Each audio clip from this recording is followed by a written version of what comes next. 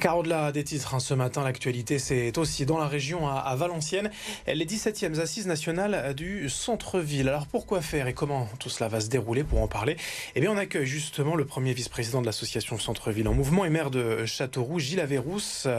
Bonjour. Bonjour.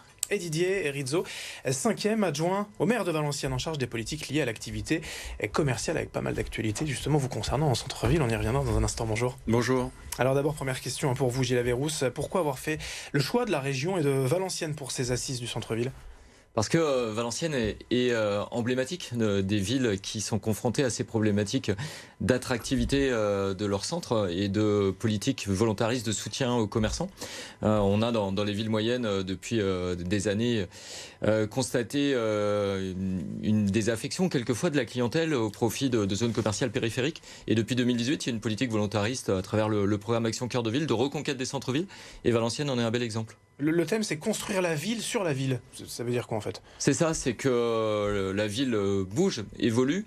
On constate un attachement des concitoyens au patrimoine notamment. Et quand on réaménage un centre-ville, qu'on le modernise, qu'on essaye de répondre aux attentes des consommateurs, c'est-à-dire un peu plus de piétonisation, des magasins, de nouveaux concepts, on doit réutiliser le patrimoine existant. On a aussi un enjeu, nous, de reconquête du logement, de ramener les habitants dans nos centres-villes, de remettre en service des locaux souvent au-dessus de magasins qui étaient abandonnés, qui étaient plus utilisés, des anciennes réserves ou des locaux qui ont été, on va dire, rendus inaccessibles parce que les mètres carrés de rez-de-chaussée étaient plus rentables et donc on a supprimé les escaliers. Voilà. Et donc on veut reconstruire la ville, ramener les habitants au centre-ville. Didier Rizzo, si vous entendez parler de modernité en centre-ville et de patrimoine, ça fait écho à la piétonisation de la place d'Armes. Ça, c'est vraiment un symbole justement pour dynamiser le centre-ville. Oui, c'était important pour nous et c'était inscrit dans le programme du maire de cette nouvelle mandature. Et la piétonisation était un geste fort parce que Valenciennes, une ville qui mue, qui se transforme, qui se modernise, mais qui aussi accueille de nouvelles familles qui sont en attente d'un centre-ville apaisé et qui nécessite de prendre des décisions, mais en concertation avec nos amis commerçants, artisans. Ça s'est pas fait dans l'urgence et dans la violence, ça s'est fait après une concertation.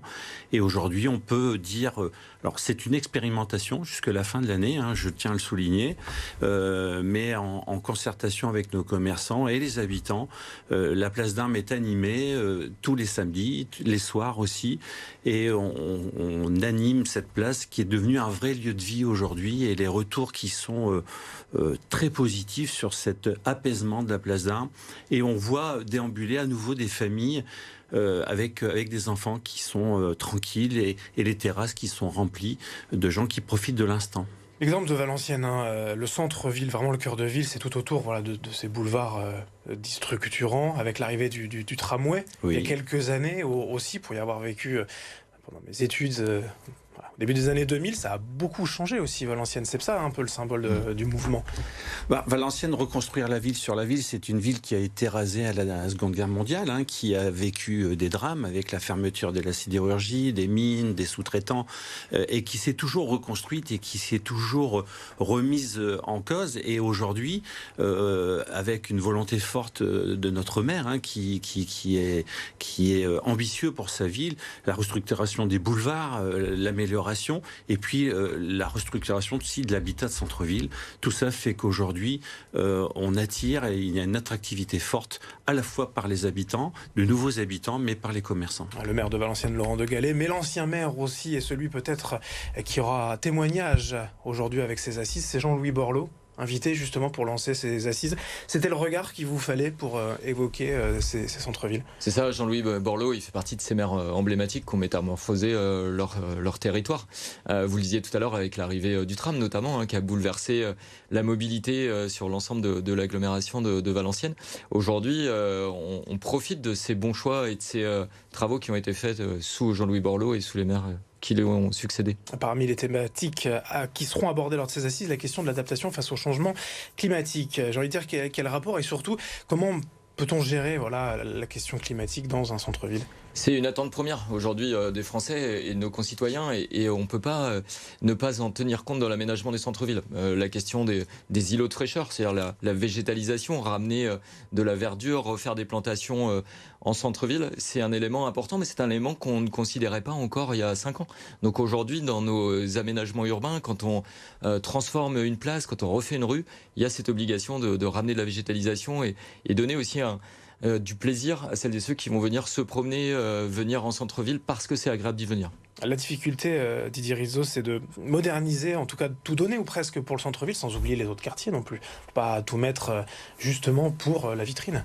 Mais le centre-ville est important, naturellement, je vous rejoins, mais c'est la ville qui est importante. Et il ne faut rien oublier, il y a aussi des quartiers commerçants. Dans les quartiers, il y a du commerce qui font partie aussi de l'attractivité de la ville. Et la requalification des quartiers est importante.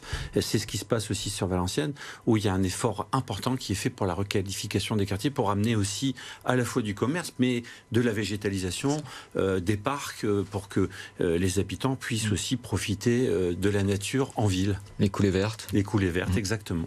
L'idée, en fait, de ces assises de centre-ville, c'est quoi? C'est de partager des expériences, se transmettre les bonnes idées?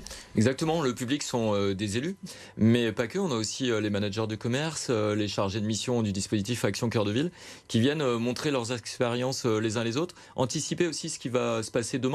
On parlait tout à l'heure dans votre journal de la Coupe du Monde de rugby cet automne. On aura l'année prochaine les Jeux Olympiques, c'est-à-dire tout un tas d'animations qui vont pouvoir s'installer dans nos centres-villes, ramener aussi une certaine attractivité, permettre de profiter de cette émulation nationale à l'échelle de nos centres-villes. Le plus dur, en fait, c'est quoi? C'est l'attractivité commerciale?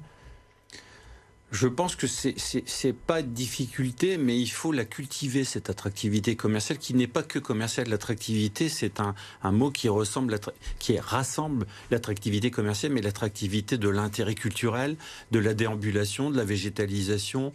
C'est un ensemble, c'est comme une recette de cuisine. Il faut une petite pincée de chaque chose pour avoir une amorce de réussite, parce que tout ça, c'est fragile, et il faut être très attentif, et il faut y mettre des moyens, pas que financiers, des moyens humain aussi, et surtout être participatif avec l'ensemble des gens, c'est-à-dire les habitants, mais les commerçants, les artisans, et aussi, les services publics qui doivent être importants, ne pas les mettre à l'extérieur, les garder dans son centre-ville, ramener des cinémas. Ça doit être un lieu de vie multiculturel.